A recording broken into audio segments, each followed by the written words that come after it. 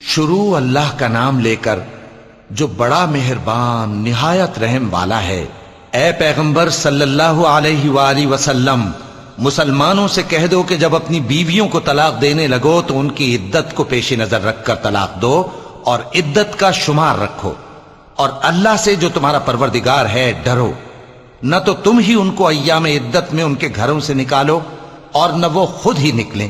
ہاں اگر وہ کھلی بے حیائی کریں تو اور بات ہے، اور یہ اللہ کی حدیں ہیں، اور جو اللہ کی حدوں سے تجاوز کرے گا وہ اپنے آپ پر ظلم کرے گا۔ اے طلاق دینے والے، تجھے کیا معلوم شاید اللہ اس کے بعد رجعت کی کوئی سبیل پیدا کر دے۔ پھر جب وہ اپنی میعاد یعنی عدت ختم ہونے کے قریب پہنچ جائیں تو یا تو ان کو اچھی طرح سے زوجیت میں رہنے دو یا اچھی طرح سے علیحدہ کر دو، اور اپنے میں سے 2 منصف مردوں کو گواہ کر لو، اور اے گواہو اللہ کے لیے درست گواہی دینا۔ ان باتوں سے اس شخص کو نصیحت کی جاتی ہے جو اللہ پر اور روز آخرت پر ایمان رکھتا ہے، اور جو کوئی اللہ سے ڈرے گا وہ اس کے لیے رنج و غم سے نجات کی صورت پیدا کر دے گا، اور اس کو ایسی جگہ سے رزق دے گا جہاں سے اس کو وہم و گمان بھی نہ ہو، اور جو اللہ پر بھروسہ رکھے گا تو وہ اس کے لیے کافی ہوگا۔ اللہ اپنے کام کو جو وہ کرنا چاہتا ہے پورا کر دیتا ہے۔ اللہ نے ہر چیز کا اندازہ مقرر کر رکھا ہے۔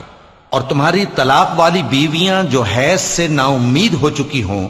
اگر تم کو ان کی عدت کے بارے میں شبہ ہو تو ان کی عدت 3 مہینے ہے، اور جن کو ابھی حیض نہیں آنے لگا ان کی عدت بھی یہی ہے۔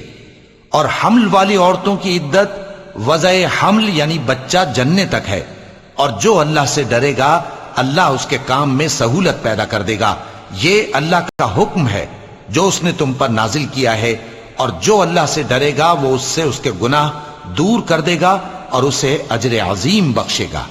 طلاق والی عورتوں کو ایام عدت میں اپنی حیثیت کے مطابق وہیں رکھو جہاں خود رہتے ہو، اور ان کو تنگ کرنے کے لیے تکلیف نہ دو، اور اگر وہ حمل سے ہوں تو بچہ پیدا ہونے تک ان کا خرچ دیتے رہو، پھر اگر وہ بچے کو تمہارے کہنے سے دودھ پلائیں تو ان کو ان کی اجرت دے دو، اور بچے کے بارے میں پسندیدہ طریق سے موافقت رکھو، اور اگر باہم ضد اور نا اتفاقی کرو گے تو بچے کو اس کے باپ کے کہنے سے کوئی اور عورت دودھ پلائے گی۔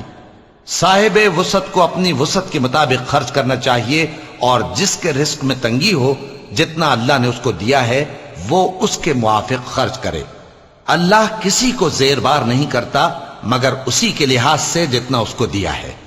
اور اللہ ان قریب تنگی کے بعد آسانی کر دے گا۔ اور بہت سی بستیوں کے رہنے والوں نے اپنے پروردگار اور اس کے پیغمبروں کے احکام سے سرکشی کی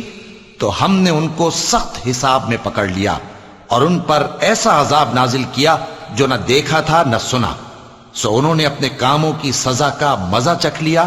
اور ان کا انجام نقصان ہی تو تھا۔ اللہ نے ان کے لیے سخت عذاب تیار کر رکھا ہے، تو اے عقل والو جو ایمان لائے ہو اللہ سے ڈرو۔